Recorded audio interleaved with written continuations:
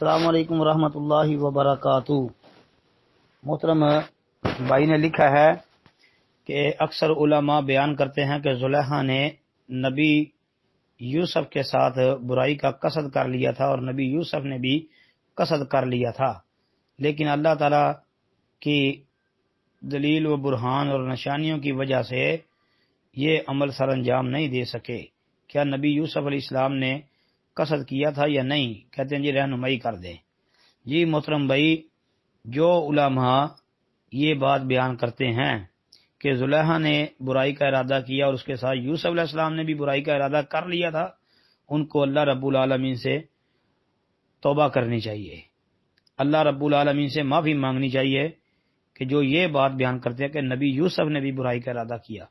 حالانکہ نبی یوسف نے ایسا کوئی ارادہ نہیں کیا تھا، اور پھر ایسے علماء جو یہ بیان کرتے ہیں کہ یوسف علیہ السلام نے بھی برائی کا ارادہ کر لیا تھا، ان کو قرآن پاک کا ترجمہ صحیح پوری توجہ کے ساتھ پڑھنا چاہیے، اس کو سمجھنا چاہیے جی، اور اس کے ساتھ ساتھ پوری سورہ یوسف جو ہے اس کا مطالعہ خوب اچھی طرح کرنا چاہیے، اور یہ کچی باتیں یہ بیان نہیں کرنی چاہیے جو مفسرین نے کچی باتیں لکھ دی ہیں جی۔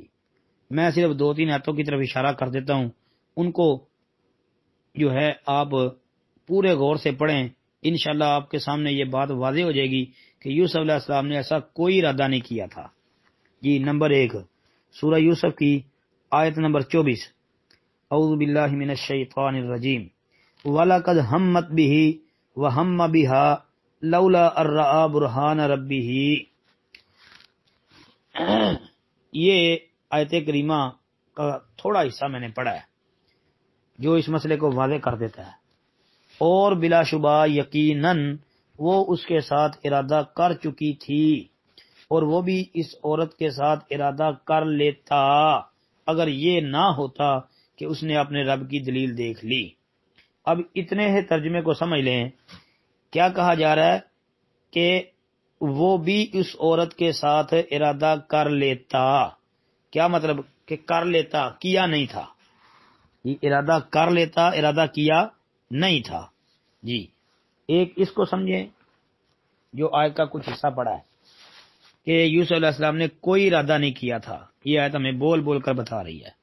دوسرا اسی سورہ کی آیت نمبر 32، قالت فذلکن الذی لمتننی فیہ وَلَقَدْ رَاوَدتُّهُ عَن نَّفْسِهِ فَاسْتَعْصَمَ وَلَئِن لَّمْ يَفْعَلْ مَا آمُرُهُ لَيُسْجَنَنَّ وَلَيَكُونًا مِّنَ الصَّاغِرِينَ۔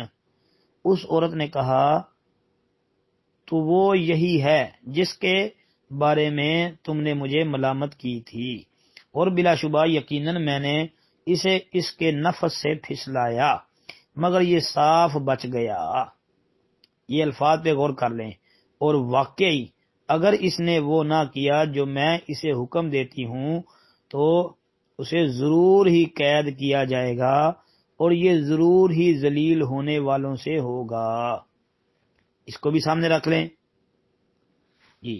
اور تیسرا مقام اس حوالے سے وہ ہے جی آیت نمبر 51، اس میں آپ صرف اتنے سے جملے کو سامنے رکھ لیں، قالت امرأۃ العزیز الآن حصحص الحق انا راودتہ عن نفسہ وانہ لمن الصادقین۔